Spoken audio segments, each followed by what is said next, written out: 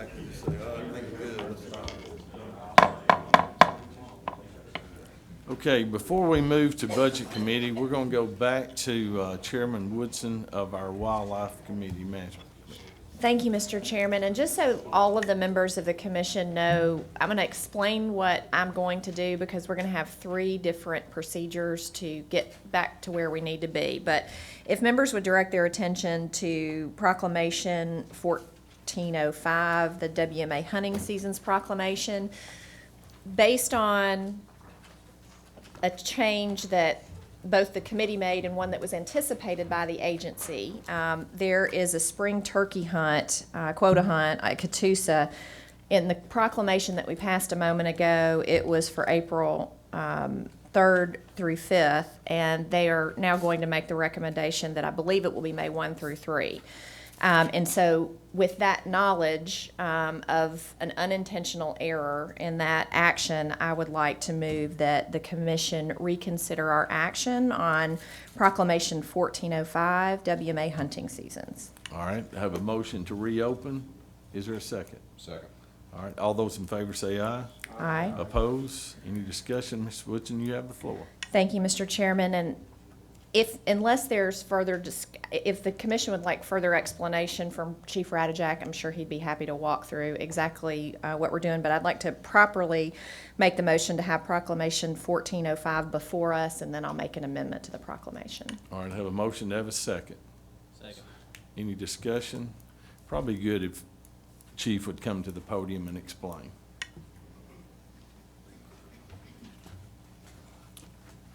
First off, my sincere apologies for this, since it was originally our recommendation. We were trying to do some anticipatory changes, believing that the opener would be somewhere prior to April 3rd. And our recommendation on Catoosa was to have a specific hunt on April 3rd through 5th. And what we'd like to do, since the turkey season will not open until April 4th, that would mean Catoosa would be the only place in the state of Tennessee open on the 3rd, and it may draw more hunters than that area could withstand. So we request that we adjust that one particular hunt from April 3 through 5 and move it to the end of the season and set it at May 1 through 3. Thank you, Mr. Chairman. I'd like to make a motion to amend Proclamation 1405 to reflect the proposed dates from the agency. Okay, you have a second? Second. Discussion? All those in favor say aye. Aye. Opposed? All right, it passes. Ms. Woodson? I renew my motion on passage of the amended Proclamation 1405. Okay. Second. Motion been made and seconded. Discussion? All those in favor say aye. Aye. Opposed? Okay, it passes. We done? Okay, we good legal? And if I may say to all the members of the commission and the chairman, thank you all for your patience yesterday, and the agency for your very thoughtful help on all of this, and for the catch before we adjourn today. So thank you. Thank you, Commissioner. Okay, I noticed if you look on your agenda, we had government relations down. Today I passed out a little packet and put it at each one of your desks, and it's the final legislative report from Chris Richardson. If you don't have any questions from him, we'll just skip and go to budget, but he is here if you have a question. No questions? All right, we'll go to Budget Committee. Chairman Harold Cannon. Thank you, Mr. Chairman. Chair recognizes John Mayer in case there's any questions, but yesterday the committee considered and approved for recommendation a budget expansion of $5,000 on budget 3231 North Chickamauga. This is 100% donated funds for the continued management of that area, and we would recommend approval. Okay, I have a motion to have a second. Second. Any discussion or questions? All right, not all those in favor say aye. Aye. Oppose? All right, budget expansion for $5,000. Budget 3231 North Chickamauga WMA passes. Mr. Cannon? Yesterday, Chief Ryder presented a budget expansion proposal for boating infrastructure grant amounting to $100,000 for the city of Knoxville. This is federal funds. There is a match to it that will be provided by the city itself. There will not be any TWRA funds involved. The committee considered this, approved, and recommends for approval. Have a motion, to have a second. Any discussion? All those in favor say aye. Aye. Oppose? All right, voting infrastructure grant for $100,000, City of Knoxville federal funds, passes. Mr. Cannon. Committee recognizes Ken Tarkenton, Chief of Administrative Services, to give us our latest financial report. Thank you, Mr. Chairman. There should be a one-pager front and back in your book. I'm reporting on the month of April, and I have one change in it. In the actual amount for 13-14, instead of 4.2 million, it's in round figures 3.8. I got a little carried away and included marine fuel tax in there and shouldn't have. In any event, we're still ahead of the collections where we were at this point next year, this point in time last year, and I'll have that corrected for the next month. On the expense side, we're a little less than 46%, or have spent a little bit less than 46% of the annual allotment. On the wildlife side, we're at, we're at approximately where we should be on our projections. We're a little bit ahead of where we were in receipts of this time last year in the month of April. On the expense side in wildlife, we're almost at 64% of the annual allotment of the expenses. And the two endowment accounts, two endowment funds are identified at the bottom. The watchable wildlife has $6.5, well, I'll get it out in a minute, $6,500 available for transfer for the watchable programs. And the Lifetime Sportsman has approximately $37 million as a balance. On the second page, or perhaps the reverse of the back page of your report, has the wetlands funds. The Wetlands Acquisition Fund has approximately $12.6 million in it. The maintenance account, as we usually do, is zeroed out. And the compensation, which is the Wetlands in lieu of tax fund, has approximately $801,000 in it. Are there any questions or comments? Any questions from the commission? From the public? Ken, thank you. Thank you. I also want to thank the commissioners and committee members who attended yesterday's budget workshop session. Just as a reminder, we will have a formal budget workshop on June 27th here at headquarters, beginning at 9 o'clock. This will be open to the public, and it will be, we'll have a public notice go out on this. The intent is to look ahead as far as 6 years ahead and see what the budget needs are for the agency, and to begin to work towards adopting a budget at our August commission meeting. That's all I have, sir. Thank you. Thank you, Commissioner Cannon. Also, Mr. Boyd Barker, glad to have you again today, sir. I saw you, and Ron Crabtree, we're always, it's our pleasure, not yours. Glad to have you, sir.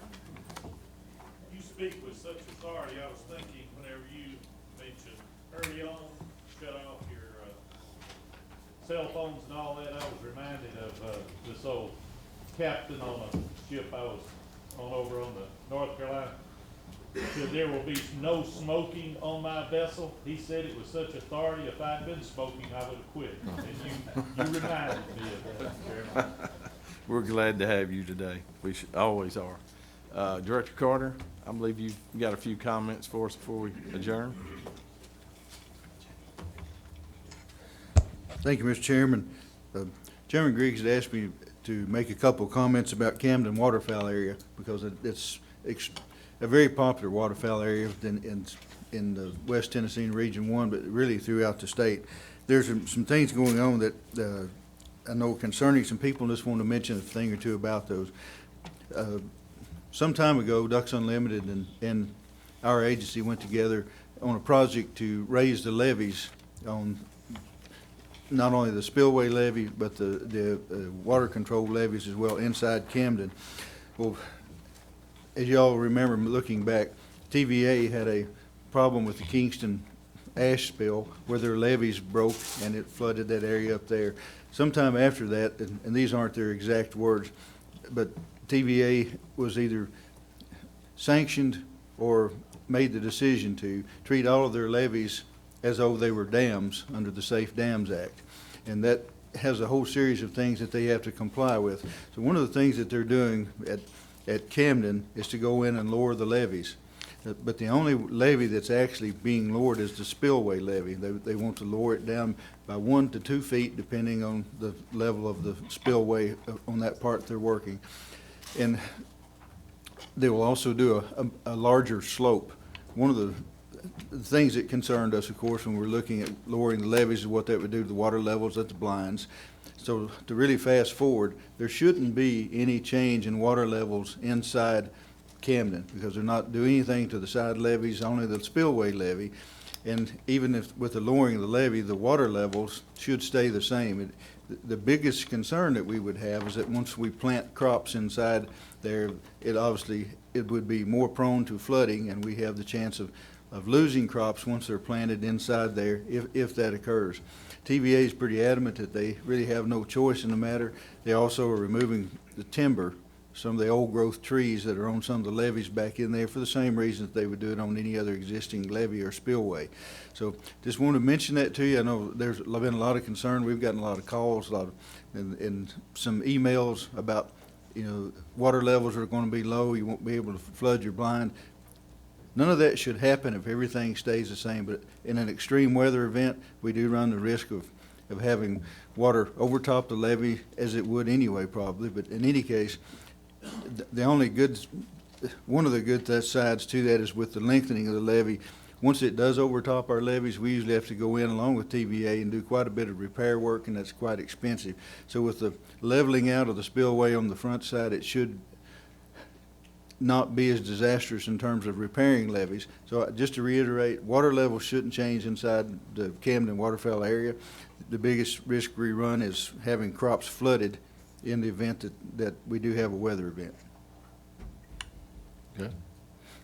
I had a question about the public's ability to get to blinds. As it is now or was, they could actually drive on some of the levees, and they won't be able to going forward. Can you answer that, or am I off basis? It was obviously concerns of some hunters, and I'm not really sure. I'll defer to Alan for the most part, but as parts that I know, they are going to restrict driving of vehicles on some of the levees. If it applies to all of them or not, I'm not sure. Do you know, Alan? So he doesn't have to repeat his name. It's Alan Peterson. Reese Allison? Yeah. There's a couple spots where they're going to restrict, where it may make somebody have to come in from a different side to get to an area rather than coming in from here and driving all the way. So it shouldn't have major impacts, at least at this point. Go ahead, Jim Tamlington, been a whole lot more involved in the details of this than I have, so. Yeah, I mean, I kind of wanted to get on record where we were, like you have, in this matter, because there's obviously some major concerns, and a lot of it's out of our control, it seems like. On the north levee, they're going to block it off before you get to the pump station. They're going to they say they're going to put a turnaround in there where people that do come through there, they can turn around and leave. And on the other end of it, where it comes out on the road, I guess, go drive down the spillway, they're going to put a turnaround there so people can turn around. Originally, they weren't even going to put a turnaround around it until we suggested, say, you better put something on there. But they are going to block it off. They're going to have, on the lake side of the spillway, they're going to make a road for us to drive down, for a maintenance road. They don't want us driving on the spillways. They don't want anybody driving on the spillways. They're not going to have gravel on the top of the spillway. It's going to be seeded down in switchgrass, warm season grasses.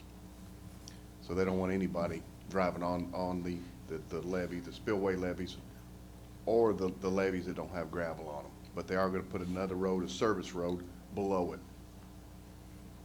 That's what we can do. It should be minimal impact, we hope. Well, it's TVA's problem. Right. Well, That answer your question? yeah, I think it's a shame, but not much we can do.